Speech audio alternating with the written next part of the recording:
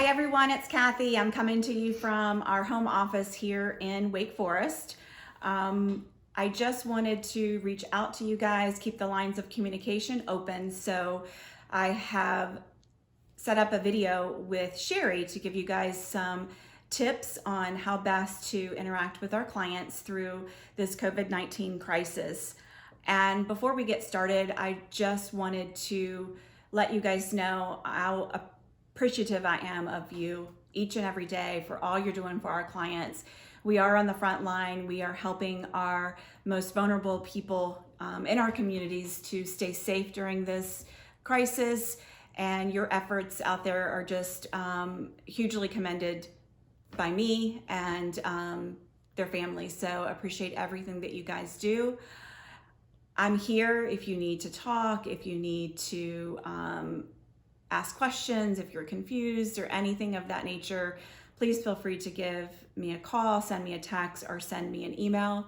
I hope that you find the tips that Sherry provides helpful in your day-to-day interaction with our clients. To see you, sort of, virtually. And I just wanted to talk about infection control, especially hand washing. And it's something we do already. And the tips are going to be useful, but now with the coronavirus, even more vigilance is required.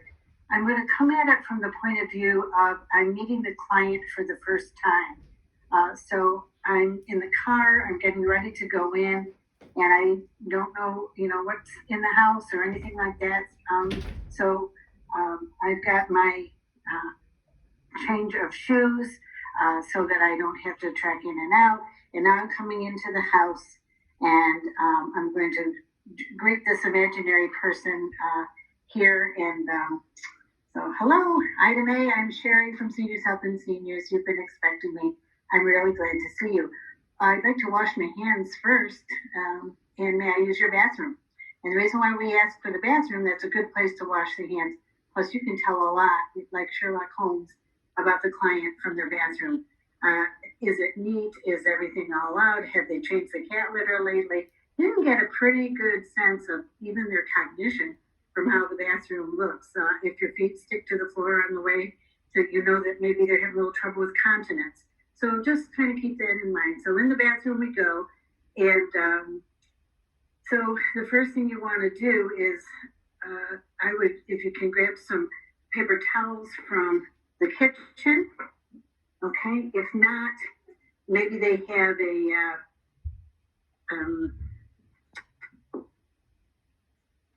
one of these towels, hand towels. If there's a cleaner one, I would pick the cleaner one. If it's not clean, I pick the cleanest part. Every house is different. That's why I usually come with my own paper towels. But the first thing you do is what you don't do, which is get right up close here and, get into the sink. So the first thing you're going to do is turn the water on. Is it better? She'll turn it on again. Right? I'm going to turn the water on. You can turn it on with a towel or not, okay? Let's say turn it on with a towel. All right? And then sometimes they have bar soap. Bar soap is kind of gross, but it's soap.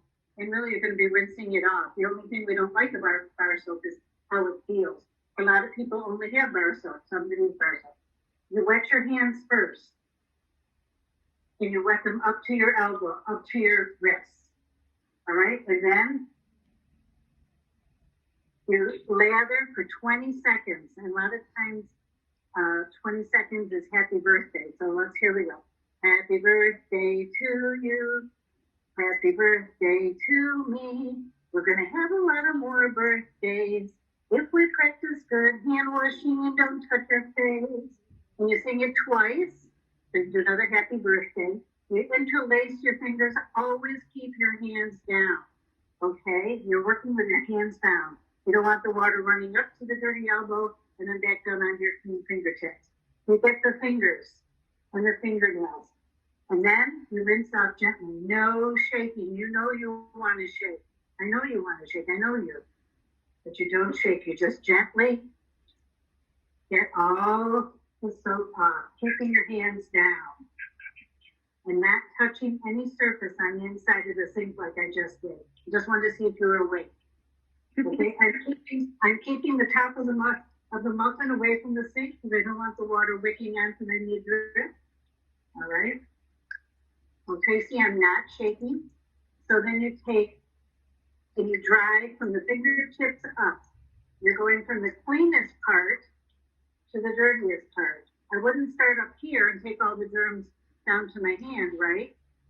Then I'm going to take another, either clean part of a paper towel or a different one, and go up the other hand. None of this stuff, okay? Moving the germs back and forth. It's up, squeeze, squeeze, squeeze, squeeze. Then you take a distinctly dry part of the paper towel and you shut off the sink.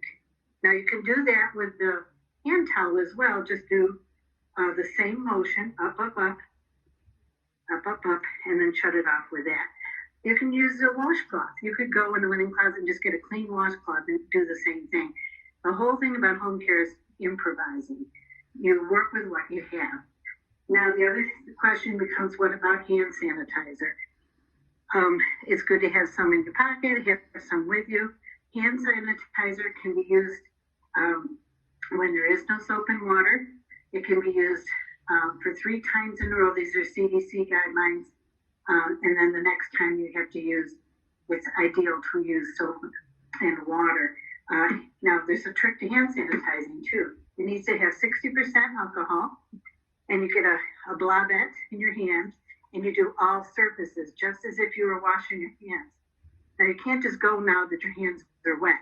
You have to do friction, because it's friction that gets the dirt off, okay? It's friction that gets those old cells and the bacteria off. And then it has to be fully dry, then you're sanitized. You don't have them wet and then go handling everything, okay? So a couple other infection control procedures. You want to make sure that when you bring your purse in, you don't set it down on the floor. That's why sometimes I use a fanny pack. And I keep in my nifty fanny pack my couple pairs of gloves, my hand sanitizer. I always carry a Sharpie. You know, life, you need a Sharpie sometimes for something, label things. You keep a pair of scissors and a pen because I'm always losing them. But it's really handy. These are neat because you just have it on. You don't have to worry about where you put it down. That's basically it.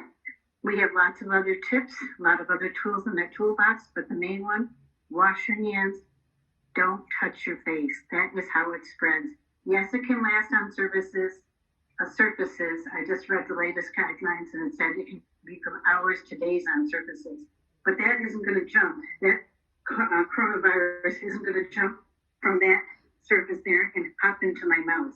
It's got to go here and here. So keep your hands away from your face and remember, your mother was right.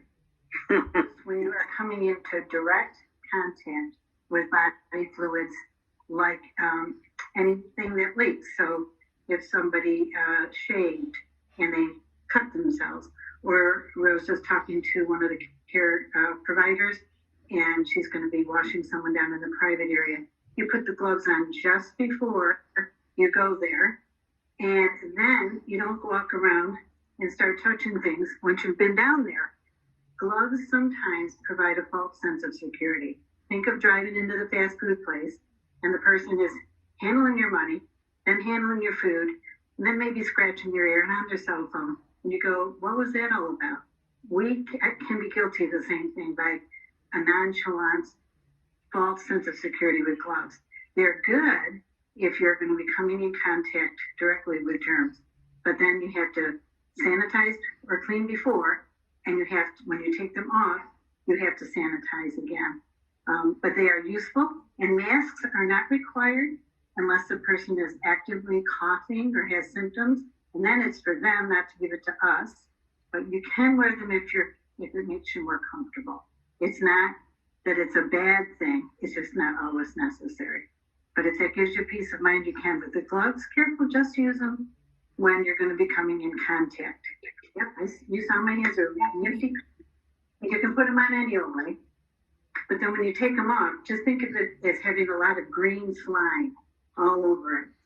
So if I take it off like this, I've just now put the green slime all over my hand. So proper way to take off gloves, right in the middle of the first one. And you just crumble it up into the other one. And then you just, as little as you can, take your fingers and turn this one inside out. And then dispose. Handle them the least amount as possible.